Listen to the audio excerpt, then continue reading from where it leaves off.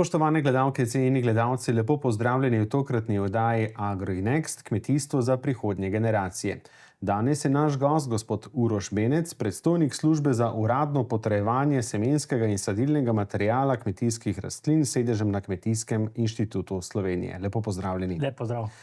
Torej na inštitutu oziroma v okviru službe, ki sem jo omenil, med drugim skrbite tudi za področje certificiranja semen, ki je ključnega pomena za kakovostno in trajnostno pridelavo hrane. Pa če lahko morda gledalcem na čim bolj poljuden način za začetek pojasnite, kaj pravzaprav sploh pomeni certificirano seme in zakaj je to pomembno za kmetovanje.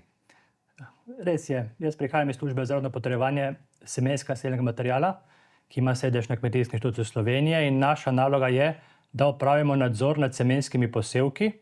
Se pravi, to je semenska pridelava v Sloveniji, ki je pa sestavljena iz dveh sklopov, in sicer pregleda na terenu in preizkus semena v laboratoriju. V okviru naše službe je največ tudi semenski laboratorij, ki preveri kakovost tega semena, ki je bilo pridelano. Zdaj, kaj to v praksi pomeni? Se pravi, ko se nekdo odloči za pridelavo semenskega materiala, obvesti našo službo. Naša služba opravi pregled tega posevka na njivi, na terenu, kjer opravimo pregled sortne in vrstne pristnosti in čistosti, nadzor nad zdravstvenim stanjem tega posevka, primesi različnih plevelov in seveda po žetvi to seme pride k nam v laboratorij, kjer opravimo še teste kaljivosti, analize čistoče, absolutne mase in podobnih parametrov. Zdaj, na podlagi vseh teh postopkov, analize in testiranj se zagotovo to certificirano seme razlikuje od tistega, ki pa ne gre skozi ta proces certifikacije. Torej, je bistveno verjetno drugačno od tistega, ki ga mogoče kmetje shranijo od prejšnjih setev oziroma prejšnjih letin. Lepo ste povzeli, res je. Kakor seme lahko govorimo sicer bolj iz botaničnega vidika, ne? Se pravi, ko govorimo po certifikaciji, in v tem primeru certificirano seme, to pomeni, da je bilo to seme podvrženo temu nadzoru, ne? Lahko s polnostjo garantiramo, da je tista sorta, ki je bila uradno potrjena, ker se tu zaključi za uradno etiketo, resnično tista sorta, katera je bila prijavljena in izpolnjuje te najvišje standarde semena, ki so potrebne, da lahko kmetovalec konec koncev pridela svoje pridelek v največji možni meri. Ko govorimo sicer v setvi domačega semena, je namreč, dobro rečemo, kmet je posejal svoje seme, ampak mogoče se ne zavedamo, da je veliko bolezni se prenese z semenom. In seveda, ko se kmetovalec odloči, da bo to svoje seme posejal, hkrati prenese tudi to bolezen na njivo, kar lahko povzroči velik padec pridelka, in konec koncev se to na koncu pozna z nekim tudi finančnim izplenom kmetu, ker so ti pridelki dosti manjši, slabše kakovosti, zato tudi slabše ocenjeni ob odkupu, na primer, ne. Torej, uporaba necertificiranega semena samo prinaša tveganje tako za pridelek kot za zdravje rastlin. Tako bi rekel, ja. Še kakšne konkretne težave, ki se pojavljajo pri uporabi necertificiranega semena? Dobro, težav je lahko več, ne. Se pravi, lahko so različne primesi znotraj tega, ki se poseje svoje seme. Na primer, govorimo lahko, da je v pšenici tudi kakšen ječmen. To se zgodi, če ne očistimo sejalnice ali kaj podobnega, ali v kombajnem pride. In pojavi se tako imenovani ta multiplikacijski efekt. To pomeni, če veste, da je iz enega zrna ječmena lahko pride 50 zrn ječmena v enem letu, govorimo, kar se to v bistvu vsako zrno pojavi 3 klase, v 3 klasu približno tam 15 zrn. In to pomeni, naslednje leto bi iz tega enega zrna ječmena, ki je prišlo s semenom, se pojavilo na polju 15 ali pa 50 klasov ječmena, kar lahko že tudi vpliva na samo kakovost pridelka. Lahko govorimo celo o tem, kot smo rekli, zdravstvenem stanju. V zadnjem času se pojavlja ogromno bolezni, predvsem gola snet, parženi rožiček, ne, ki se v bistvu prenašajo semenom in, kot smo rekli, vplivajo na kvaliteto semena. Govorimo lahko o plevelih. Vemo, da so tele pleveli invazivni. Če seme ni podvrženo čiščenju, lahko konec koncev to s sabo prenesemo tudi v naslednje leto. Mogoče govorimo celo o okužbi s fizarijem, ki lahko tudi vpliva na drobnejše seme. Govorimo lahko o slabši kaljivosti in v razmerah, kakor se danes, v bistvu lahko to pomeni pol manjši sklop na njivi, konec koncev na manjši pridelek. In vsem tem se s certificiranim semenom gotovo ognemo. Izvajate tudi kakšne primerjave, recimo, če so na voljo kakršnikoli podatki ali pa morda kak primer iz prakse, do kakšnih razlik prihaja, recimo pri kakovosti ali pa tudi stabilnosti letine pri uporabi certificiranega ali pa necertificiranega semena, ali pa je težko ocenjevati na tak način? prav dotično, rekel, poskusi niso bili narejeni, vendar iz okolice lahko ocenjujemo, da so pridelki lahko gibajo tudi, da so do 10% manjši ob setvi necertificiranega semena. Kakšno pa je trenutno stanje sicer na tem področju v Sloveniji? So na voljo kakšni podatki, kakšen je delež certificiranega semena, ki je vsako leto v uporabi? Če gledamo splošno uporabo certificiranega semena oziroma semenske pridelave v Sloveniji, se ta giblje na okoli 1100 hektarjev letno. Od tega 1100 hektarjev približno je 800 hektarjev žit, pol nekaj ostalega pride pa še krmnih ogrščic, inkarnatke, krompirja konec koncev, ki je tudi pomemben naši prehrani in naš adut, bom rekel, v semenski pridelavi. Žal je ta semenska pridelava, bom rekel, nizka, glede na to, kar bi mi praktično potrebovali, če že nekoč govoriti o neki samooskrbi. Če navedem samo primer pri pšenici, ki je približno 450 hektarjev v semenski pridelavi, iz te pšenice lahko pridelamo nekaj manj kot 40% vseh potreb, ki jih potrebuje Slovenija, glede tega semena, ki ga potrebuje za zasnovo semenskih posevkov. Pri krompirju so te zdaj še dosti nižje. Koliko pa opažate, da kmetje še vseeno uporabljajo pri setvi necertificirana semena? Torej, kot smo prej omenili iz prejšnjih let, in v kolikšni meri je ta delež? Gotovo še okoli 50% se še zmeraj giblje. Zakaj menite, da je torej ta odstotek še tako visok v Sloveniji? Zelo dobro vprašanje. Morda zgodovina ali pa karkoli drugega? Jaz mislim, da je ta efekt predvsem, da smo trenutno narejeni tako, da lažje vidimo, da prišparamo ali pa prihranimo 20 evrov danes, kot da bi prihranili 100 evrov čez en mesec. Za ta kratkoročni efekt, ker mislimo, da s tem, ko smo posadili necertificirano seme in smo prihranili, bomo rekla, tistih 600 evrov po toni semena, ki ga nismo plačali za semenski material, in da smo to prihranili, vendar se nam nažalost to pozna čez pol leta, ampak takrat nismo več pozorni na to. Stavno, to je ta človeški efekt, ki ne razmišljamo dovolj dolgoročno. Prej smo torej omenili, certificirano seme nekako zagotavlja višjo stopnjo zdravja rastlin, tudi boljši pridelek. Ocenili ste razliko v količini pridelka, ki bi se lahko zgodila pri uporabi certificiranega ali pa necertificiranega semena. Verjetno se pa tudi pozna pri količini uporabe fitofarmacevtskih sredstev. Če je rastlina zdrava, verjetno potrebuje manj tretmajev. Zagotovo, zdravo seme je gotovo temelj dobre pridelave. Kot sem prej rekla, seme prinese s seboj tudi določene lahko bolezni, in kolikor seme ni tretirano, se te bolezni zagotovo razvijajo. Zagotovo se tudi močnejše razvijajo bolezni na posevki, ki so slabše kakovosti. Govoriva, če mogoče netretirano seme, mogoče nekoliko slabše v začetni fazi rasti, mogoče bolj občutljivo na te bolezni, se te bolj izrazijo. In seveda vse to, če damo skupaj, potegne manj oskrbe s fitofarmacijo tekom vegetacije. Zdaj, to fitofarmacijo mora pogledati tudi z enega drugega zornega kota. Evropska unija strmi k temu, da se raba fitofarmacije sicer manjša. Se pravi, govorimo o manj registriranih aktivnih sredstvih. Se pravi, tudi kmetovalec ima zmeraj manj na voljo trgovskih sredstev oziroma registriranih sredstev, ki jih lahko uporablja v vegetaciji. In gotovo te bolezni v prihodnje tudi še bolj izrazite, zaradi tega, ker jih ne moramo omejevati oziroma prihajati z okolja, ker vemo, da te klimatske spremembe vplivajo tudi iz tega vidika, da razvoj bolezni.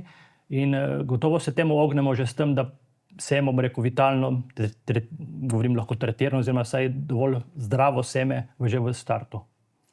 Hkrati pa tudi s tem zmanjšano uporabo fitofarmacevtskih sredstev, tudi zmanjšujemo obremenitev, pa tudi varnost pridelkov in hrane je verjetno višja. To pa so vse nekako cilji skupne kmetijske politike Evropske unije. Zagotovo dolgoročno s tem zmanjšamo vnos fitofarmacevtskih sredstev v naravo in to se vpliva v kakovosti tudi naše hrane, ki jo zaužijemo. Prej ste omenili podatek, se pravi, na koliko hektarjih se prideluje certificirano seme. Pri nas zdaj sicer o samooskrbi ponavadi govorimo, ko je tisti pridelek, ki gre potem v predelavo za hrano, pa vendarle lahko verjetno govorimo, v kolikšni meri je Slovenija samozadostna pri pridelavi semena, verjetno še vendarle prihajajo iz tujine tudi semena. Sveda Evropa je, mislim, tudi Slovenija, kot del Evrope, je del prostega trga, se pravi prost pretok blaga in kapitala. Vsak lahko gre v tujino, si v bistvu konec koncev tudi kupi seme, ga prinese v Slovenijo in seveda ta pretok je sproščen. Zagotovo pa to ne pomeni samo oskrba iz vidika, kakor jo jaz se gotovo razumem, ker si želim, da bi imel tudi domače seme na voljo v veliki meri, da lahko zasnuješ posevek.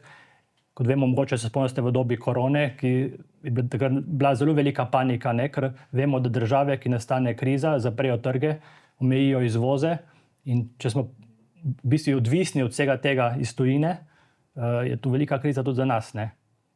Zdaj tukaj seveda je gotovo na višjih ravneh tudi oziroma prediskutirati, koliko in kaj pomeni točno tista samooskrba, ki bi zagotovila tisto, kar pričakujemo. Vendar bi mogli strmeti se gotovo k višjim številkam, kot tistih, katere sem prej omenil. Vidite morda kakšne rešitve ali pa spodbude, ki bi lahko pomagali izboljšati stanje, tako kar se tiče predelave certificiranega semena, kot tudi povišanja uporabe potem pri sami setvi, kako menite, da to lahko gre skupaj tudi s strateškim načrtom skupne kmetijske politike za Slovenijo? Zagotovo je tukaj več deležnikov, kateri mora vsak odigrati svojo vlogo, ne? Če smo na eni strani strokovnjaki, ki lahko na to opozarjamo, lahko svetujemo, lahko naredimo raziskave, in na drugi strani gotovo tudi kmetovalec, ki lahko pove, kaj lahko pridela, na kakšen način in za kakšni stroški so za to potrebni. Vendar na tretji strani seveda država, govorimo lahko o Republiki Sloveniji, lahko govorimo o Evropski uniji, ki tudi neki vrsti odkrovno vpliva na naše zakonodajo, da sprejme določene stvari, ki bodo prilagojene tudi našim razmeram, gotovo Slovenija nekaj posebnega v tem segmentu, ne. In tretja je seveda tudi industrija, ne. Moramo vedeti, da velik pomen pa velik vpliv na vse to zadevo ima predvsem tudi industrija. Industrija pogojuje način odkupa, ceno odkupa, konec koncev, kakšni bodo ti pogoji odkupa, ne. In če bo na primer v stilu neke smernice o kakovosti, ne, zahtevala industrija slovensko proizvodnjo, govorijo lahko celo slovenske sorte, bodo kmetovalci v večji meri to pridelovali, ne, in bo tudi v večji meri tudi na voljo tudi potrošniku konec koncev na trgu in s tem je krog sklenjen. Verjetno pa so tudi kmetovalci z različnimi ukrepi tudi spodbujeni k temu, da uporabljajo in kupujejo certificirana semena. Zdaj težko rečem, da so prav spodbujeni k nakupu certificirana semena, zagotovo obstajajo določeni ukrepi v tem smislu skupne kmetijske politike, ki podpirajo to smer, ne, da se išče kakovostno seme, dobri pridelki iz vseh smeri, lahko govorijo o pšenici, lahko govorijo o nekaterih drugih zadevah, ne. Vemo, da so lokalne sorte lahko močno spodbujene, tudi predvsem za te sorte, ki so prilagojene našim rastnim razmeram nekoliko bolj. Gotovo so tudi drugi ukrepi, ki jih mogoče vsak potrošnik ne vidi, ne. Konec koncev vidite, imamo tudi službo našo, ki skrbi za rodno potrebovanje, ki jo uprava, v neki meri tudi financira ali sofinancira v delovanje in lahko skrbimo, da se posevki pregledajo, da se lahko svetuje kmetu, da ima tudi kmet na voljo kakovostno seme domače proizvodnje. Pa če se osredotočiva na vidik kmeta, kaj bi jim svetovali, kako lahko prepoznajo pa izberejo kakovostno certificirano seme, na katere parametre naj pazijo, ko recimo izbirajo to seme? Se pravi, jaz bi rekel tako, ne, vsak kmetovalec mora najprej zagotovo izbrati sorto. Vsaka sorta je vpisna, vsaka prava sorta je vpisna v sortno listo, ima določene značilnosti, po katerih je prepoznana in razločljiva od ostalih sort. In seveda mora vsak pridelovalec ali kmetovalec v svojem okolju prepoznati tisto sorto, bodisi preko svetovalne službe, bodisi preko našega kmetijskega inštituta, sorta, ki bo pri njemu najbolj uspevala, preko lastnih izkušenj. In seveda pol išče to sorto, ki je pri njemu najbolj uspešna, ne. Seveda zdaj, ko smo prej ugotovili, če on kupi certificirano seme te sorte, ne, zagotovo je lahko prepričan, ker je vsaka certificirano seme opremljeno z uradno etiketo, na kateri je tudi napisana ta sorta, da je res ta sorta, tudi preverjeno, da je ta sorta. Seveda, kmetovalec je seveda sigurno prepričan, da je kupil to sorto in da bo pridobil tisto, kar si želi, ne. Koncu, ko bo on to kupil, bo vedel, da je to seme kakovostno, da bo zraslo, da je zdravo, ne. In če rečemo zdaj v tem smislu preciznega kmetijstva, ki vemo, so specialne sejalnice, lahko ima to seme tudi preizkušeno kaljivost, absolutno maso, lahko zaračuna normo setve, seveda lahko pol seje točno toliko, kolikor želi, ne seje nekaj več, ne seje nekaj premalo, ne. In tu potem za sabo te ukrepe, kot smo rekla, fitofarmacija, končno gnojenje in od tega ima zagotovo koristi, ne. Je pa zagotovo izbira sorte v današnjem času lahko drugačna od izbire pred 20 ali pa še več leti. Ne samo na račun spreminjajočih se vremenskih razmer, ampak tudi, kot ste omenili, novih tehnologij, preciznega kmetovanja, mehanizacije bistveno drugačna, kot je bila pred 30 leti. Zagotovo, ja. Seveda se išče tudi drugačne parametre, bomo temu rekli bolj tudi glede klimatskih sprememb, da so odporne na sušo, nekoliko boljša absorpcija vode, stay-green efekt, se pravi, da dlje časa zelena, dlje časa polni. Seveda tu prinaša nova genetika, ne. Seveda tukaj moramo zdaj nekoliko ločiti. No, stare sorte so zagotovo pri nas bile prepoznane nekoč kot zelo dobre. Zagotovo so še zmeraj dobre, tudi našemu okusu, v kulinariki, lahko, če govorimo o vrtninah ali krompirju, prepoznane, jih imamo, cenimo, imamo radi, ne. Če govorimo mi seveda po nekem močnejšem, bolj profesionalnem kmetovanju, ker želimo pa tudi druge stvari, pa treba podvršiti novi genetiki, ker lahko pričakujemo večje pridelke in s tem tudi, konec koncev, boljšo ekonomiko, ne, za samega pridelovalca. Torej, kar nekaj spremljajočih se dejavnikov, ki jih morate iz leta v leto upoštevati pri vašem delovanju. V kolikšni meri ste povezani kaj s kolegi morda iz drugih evropskih držav oziroma kako ohranjate stik z najsodobnejšimi spoznanji na tem področju znanstvenimi?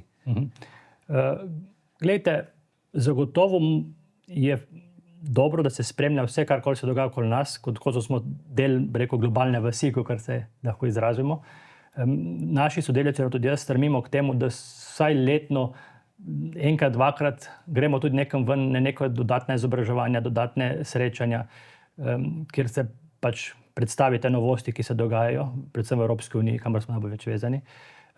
Kot služba smo sicer člani European Seed Association.